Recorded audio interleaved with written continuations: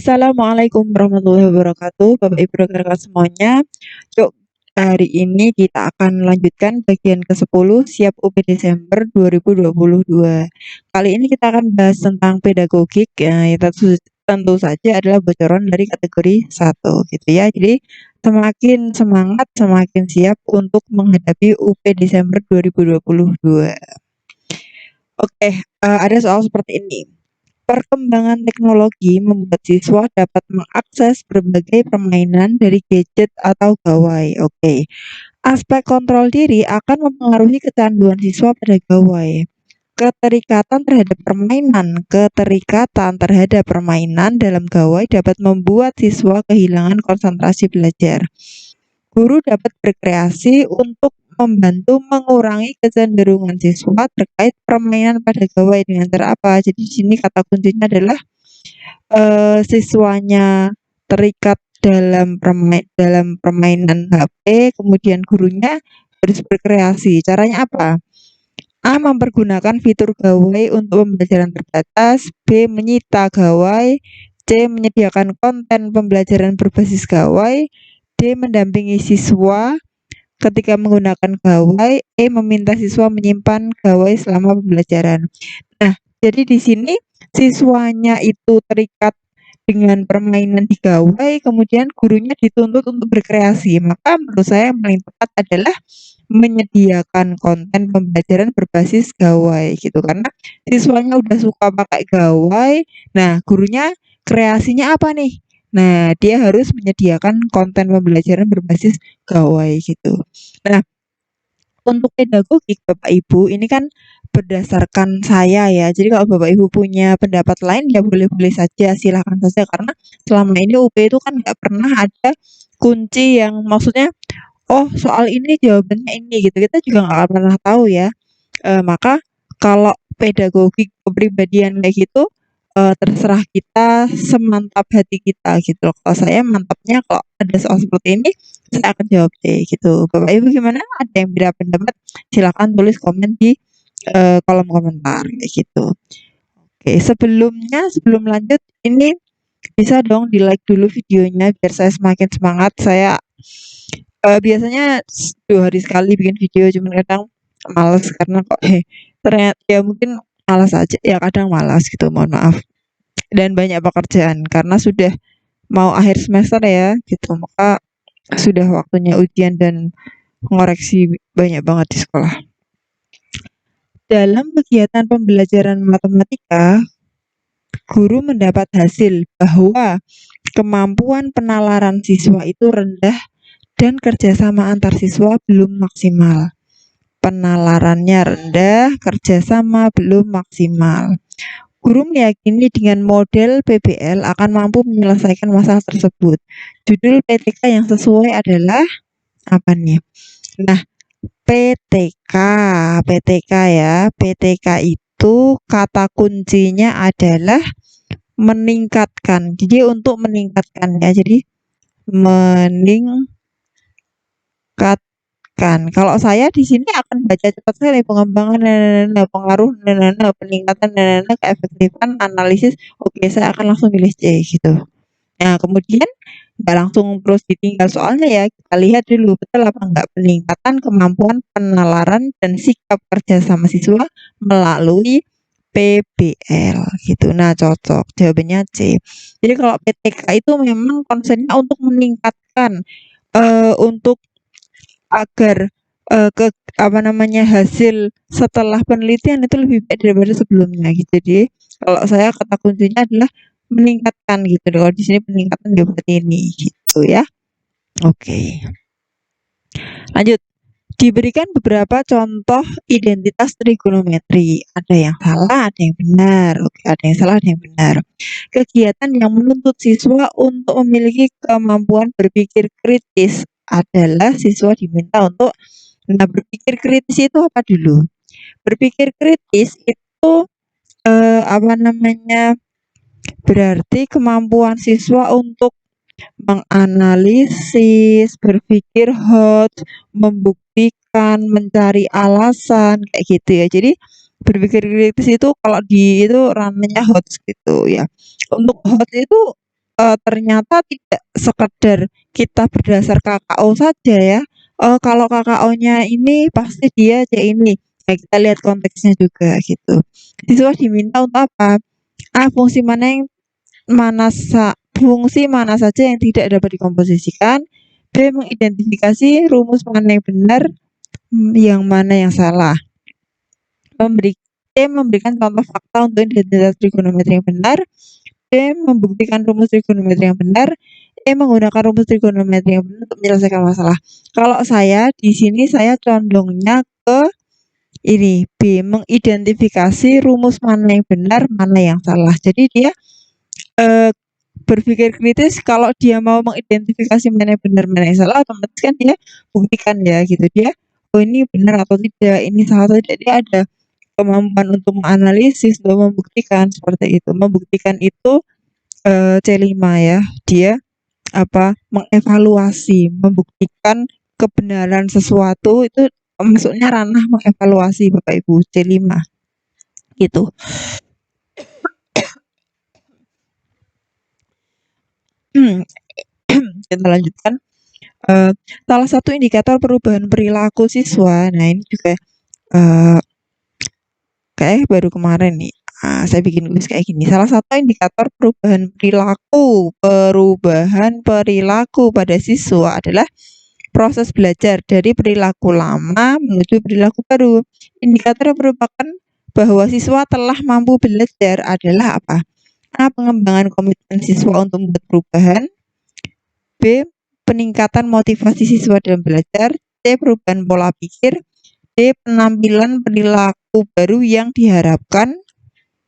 Pencapaian kriteria ketuntasan minimum. Kalau saya condongnya yang ke D gitu.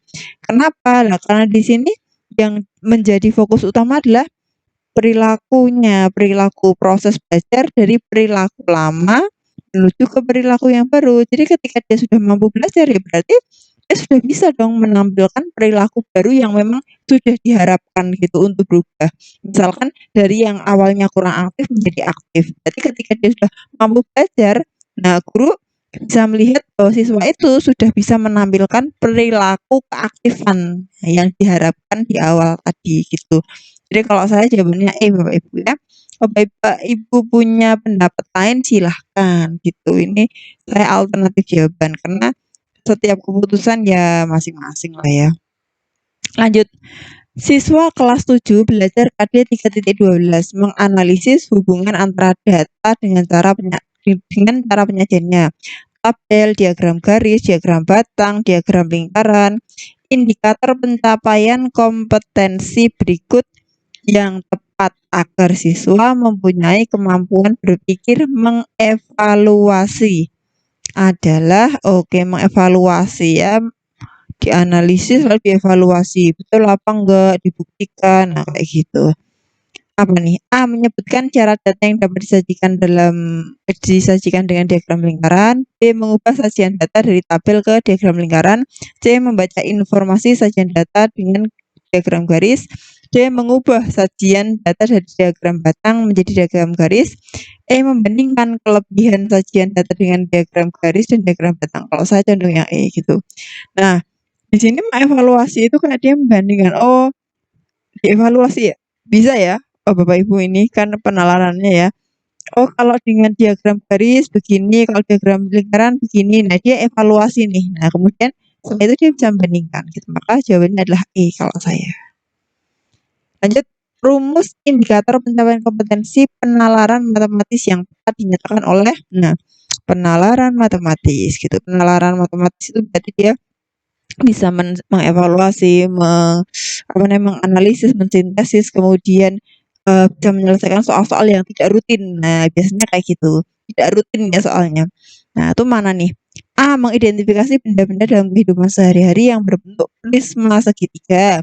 B. Menentukan pola hubungan antara banyak sudut bangun datar sekian dengan jumlah ukuran semua sudutnya. C. Menyelesaikan permasalahan kontekstual yang berkaitan dengan irisan dua himpunan. D. Menyajikan data hasil pengamatan dalam bentuk diagram lingkaran. E. Menggambar grafik persamaan kuadrat dengan nilai diskriminan yang berbeda-beda tanda. Nah, mana nih Bapak Ibu? Mana? Kalau saya yang B. Nah, menentukan pola hubungan antara banyak sudut bangun datar sekian dengan jumlah ukuran semua sudutnya. Jadi dia menentukan pola itu kan dia harus tinggi ya penalaran matematisnya, dan lagi pula ini soalnya nggak rutin gitu. Kalau mengidentifikasi, menyelesaikan permasalahan, menyajikan data, menggambar grafik ini kan soalnya rutin ya, maksudnya prosedural gitu loh. Tetapi untuk menentukan pola itu kan karena tidak prosedural ya, perlu ada penalaran khusus. Oh, ini kayak menghubung-hubungkan kayak gitu Bapak Ibu ya. Jadi kalau saya condongnya ke yang B. Kalau saya menemui soal kayak gini saya akan milih yang B. Nah, Bapak Ibu beda pendapat ya silahkan, tidak apa-apa ya. Nah, lanjut nih. Seorang guru matematika membuat rumusan indikator pencapaian kompetensi, menentukan panjang diagonal ruang. Panjang diagonal ruang. Soal yang sesuai dengan indikator tersebut adalah, coba dibaca dulu Bapak Ibu. Diketahui balok ABCDEFGH dengan alas berbentuk persegi panjang dengan luasnya 25 cm, tingginya ini tentukan panjang diagonal ruang. Oke, persegi panjang diketahui luasnya, kan kita nggak tahu ya gimana panjangnya dan lebarnya, berarti enggak nomor 1. Enggak. Ini enggak. Balok ABCDEFGH alasnya persegi panjang. Oke, dengan panjang diagonal alasnya ya. Ini kan tadi kan ngomongin alas ya. Panjang diagonal alasnya 5, tinggi balok 5. Tentukan panjang diagonal ruang. Oh, ini bisa nih. Tapi kita simpan dulu ya. Yang C. Kan diagonal ini kan diagonal alas ya kan, kalau gini ya, misalkan Bapak Ibu gambar gitu. Nah, tek. Nah, diagonal alas. Jadi kalau oh ini udah ketemu nih, ini tahu. Kemudian ini 5, kemudian tinggi baloknya juga 5. Nah, ini kan diagonal ruangnya kan pakai Pitagoras gitu kan. Nah, C. Balok ABCDEFGH dengan luas alas 25, tinggi 5, tentukan panjang diagonal ruangnya. Kita nggak tahu ya ini apa bentuk alasnya apa gitu. Nah, balok persegi panjang mungkin. Kalau persegi panjang juga ini nggak bisa nih ya. Gini tuh nggak bisa. Karena dia persegi panjang ya, berarti nggak bisa ketemu panjang lebarnya nggak bisa. Yang D, kalau kita paksa bisa, cuman maksudnya untuk sebuah soal yang rutin didapatkan oleh siswa itu kayaknya mungkin kompetensinya terlalu tinggi. Ini alas persegi panjang, luasnya 25, volume ini, wah ini malahan gitu. Dari tinggi dulu, kemudian persegi panjang ini kok luasnya kayak 25 gitu kan, berarti panjangnya berapa, lebarnya berapa juga nggak tahu. Ini enggak kalau saya sih. Kemudian kubus ABCDEFGH luas alasnya 25, tentukan panjang diagonal ruang. Ya sebenarnya bisa kita nyari R-nya, terus kemudian tinggi sama dengan R gitu kan. Cuman kalau saya kok ini nggak tepat, maksudnya terlalu panjang jalannya, padahal kompetensinya nyari diagonal ruang saja, maka kalau saya sih condongnya yang B gitu loh. Karena langsung to the point kepada apa yang mau dikejar gitu loh, kompetensi apa yang mau dikejar. Kalau yang A itu kompetensinya ya bisa nyari panjang diagonal, cuman kan dia lewat bisa mengaburkan kompetensi yang mau dicapai gitu. Kalau menurut saya loh Bapak Ibu ya. Ini kalau Bapak Ibu beda punya analisis lain ya monggo silahkan gitu. Ini kalau saya jawabannya B gitu. Nah, kemudian nih, rumusan tujuan pembelajaran berbasis ABCD untuk mengembangkan kemampuan level mencipta. Mencipta itu menciptakan sesuatu ya. Bisa yang baru, bisa modifikasi. Setelah mengikuti pembelajaran dapat menentukan dengan tepat banyak ruang. Enggak lah, banyak sisi enggak usah. Ini enggak sampai mencipta ya, cuman menentukan banyaknya berapa gitu aja. Yang B, setelah mengikuti pembelajaran peserta didik dapat menyelesaikan dengan tepat permasalahan volume yang diketahui panjang diagonal ruangnya. Ini bukan tidak mencipta. Setelah mengikuti pembelajaran, peserta didik dapat menggambar dengan tepat satu bangun ruang sisi datar. Sebenarnya sih menggambar itu kan menciptakan ya, cuman kan kalau menggambar satu bangun ruang sisi datar itu kan apa ya, tidak menciptakan sesuatu yang baru gitu loh, karena dia Ya namanya gambar kubus, gambar balok itu kan bukan sesuatu yang baru gitu, bukan sesuatu yang dimodif juga gitu. Jadi kalau saya sih yang C kurang tepat.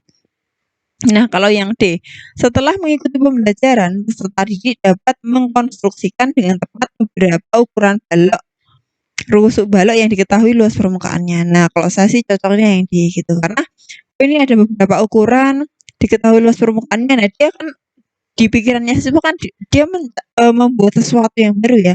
Ukurannya kalau ukurannya segini maka baloknya begini, kalau ini ukurannya segini baloknya begini. Jadi menurut saya yang tepat untuk level mencipta itu kan D6 ya, paling tinggi loh. Berarti kan kreatif banget gitu kan. Nah, maka yang paling tepat adalah yang D gitu kalau saya sih. Lanjut, lanjut. Nah, ini rumusan tujuan pembelajaran berbasis ABCD yang tepat untuk mengembangkan kemampuan berpikir komunikasi matematis. Komunikasi, nah sebenarnya ada kata kuncinya. Komunikasi matematis itu adalah kata kuncinya itu mengkomunikasikan dalam bentuk matematis. Istilahnya apa ya? Memodelkan. Kalau kita ya orang matematika, memodelkan. Jadi modelkan dalam bentuk matematika gitu. Nah, di sini apa nih yang kayak gitu? Menampilkan masalah kontekstual ke dalam bentuk persamaan matematika dengan tepat.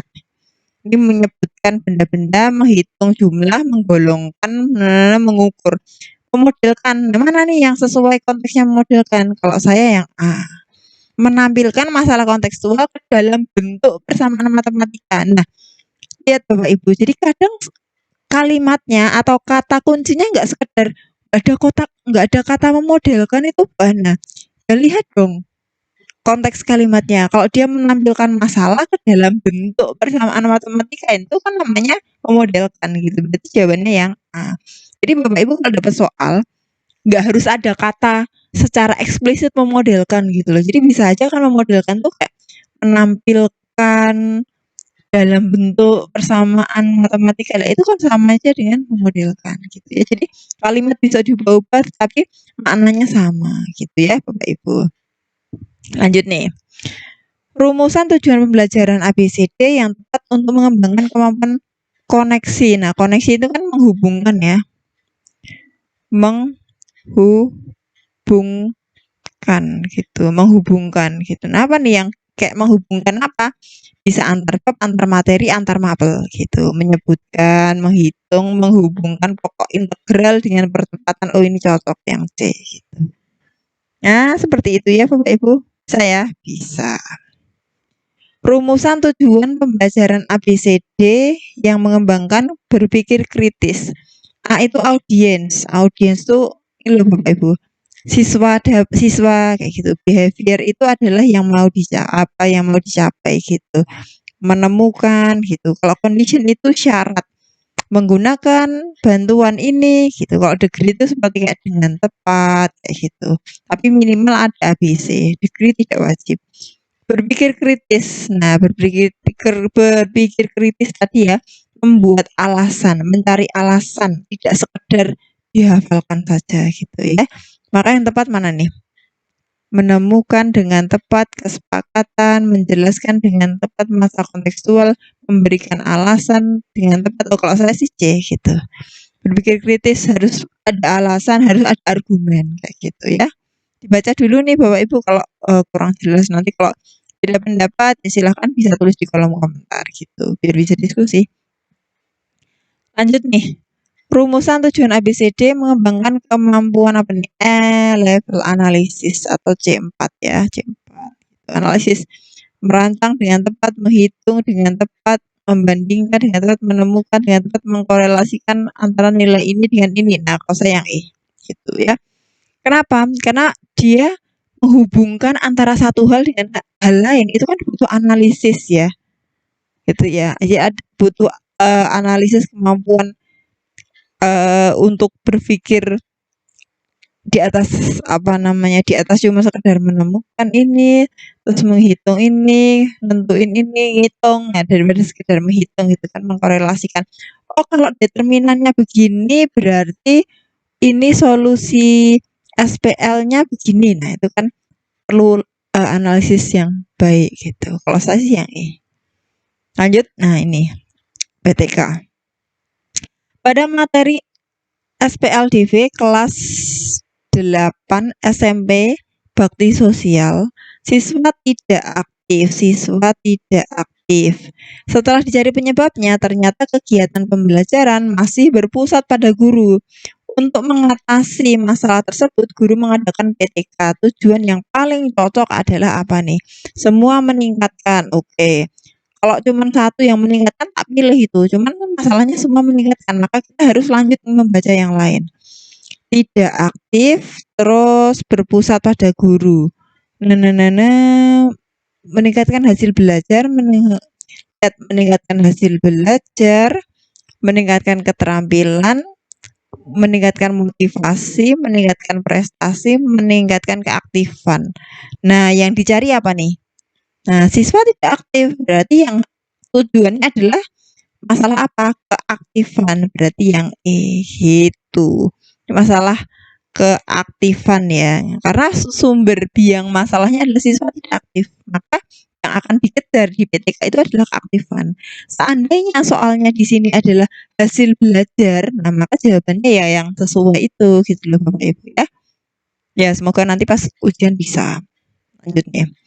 Seorang guru selesai melaksanakan PTK yang bertujuan untuk mendeskripsikan pembelajaran kooperatif model STAD menggunakan GeoGebra untuk meningkatkan hasil belajar ya. Ia akan membuat laporan penelitian yang memuat kajian teori. Berikut yang paling perlu adalah, nah kalau yang paling perlu apa nih? A. Penjelasan apakah cooperative learning tipe STAD dan penggunaan media GeoGebra dapat meningkatkan hasil belajar siswa. B. Uraian materi transformasi geometri apa dapat meningkatkan hasil belajar siswa. C. Penjelasan mengapa cooperative learning tipe STAD dan penggunaan GeoGebra dapat meningkatkan hasil belajar siswa. D. Uraian terkait berbagai media pembelajaran yang dapat meningkatkan hasil belajar siswa. Yang E. Uraian terkait penelitian tindakan kelas yang dihubungkan dengan hasil belajar siswa. Kalau saya yang C Bapak Ibu ya. Jadi kajian teori juga memuat apa namanya hipotesis gitu loh, hipotesis. Jadi kok enggak yang hipotesis yang akan dibuktikan melalui penelitian itu nanti gitu ya, terus nanti disimpulkan di akhir. Nah ini kok enggak A Bu? Kenapa enggak A? Coba dipikirkan. Karena penjelasan apakah kooperatif ini dapat meningkatkan, ini nanti akan apa namanya ini nanti akan terjawab setelah penelitian kayak gitu. Kalau yang ini kan seperti apa ya teorinya gini, nah akan kita buktikan nih menurut penelitian kayak gimana hasilnya kayak gitu ya. Jadi jawabannya adalah C. Nah ini rumusan tujuan pembelajaran berbasis ABCD untuk mengembangkan kemampuan peserta didik level kreatif matematis. Apa nih kreatif matematis. Harus kita rasakan ya kalau pedagogik itu ya Bapak Ibu ya. Setelah melakukan percobaan, siswa dapat menentukan dengan tepat peluang suatu kejadian. Ini nggak pernah ya, peluang tuh nggak pasti gitu. Maksudnya kalau eksperimen tuh nggak bisa gitu loh. Menemukan dan menggunakan berbagai cara yang tepat untuk mendapat jawaban dari permasalahan operasi pada bilangan bulat. Kita simpan. Menggunakan kalkulator saintifik untuk menentukan nilai fungsi. Enggak ya. Membuat jaring-jaring kubus untuk menentukan dengan tepat volume. Enggak ya. Kalau jaring-jaring kubus, ayo wajarnya apa yang ditemukan? Kalau jaring-jaring kubus itu adalah luas permukaan gitu. Kalau yang E, menggunakan alat peraga kerangka bangun datar untuk menentukan dengan tepat rumus keliling. Nah, kalau saya yang E gitu ya. Dengan kerangka bangun datar merupakan rumus keliling cocok lah gitu. Kalau yang D nggak cocok. Jaring-jaring kubus itu untuk luas permukaan gitu ya. Oh, habis Bapak Ibu ya. Jadi semoga bisa dimanfaatkan dengan baik. Jangan lupa belajar. Bapak Ibu yang mau tes bulan Desember semangat. Kemudian Bapak Ibu yang mau tes bulan Februari udah mencicil untuk belajar di YouTube saya. Semangat juga. Jangan lupa nanti join grup premium saya untuk persiapan Februari itu akan saya buka sekitar tengah Desember. Jangan terlambat untuk mendaftar gitu ya. Untuk yang kelas persiapan UB Desember ini udah ada sekitar 230 peserta yang hadir, yang datang, yang mendaftar, yang ikut join kelas. Jadi Bapak Ibu jangan ragu-ragu, jangan lupa belajar, namanya juga ikhtiar ya, berusaha. Semoga nanti memang rezekinya lulus pas UB besok itu. Oke, cukup. Wassalamualaikum warahmatullahi wabarakatuh.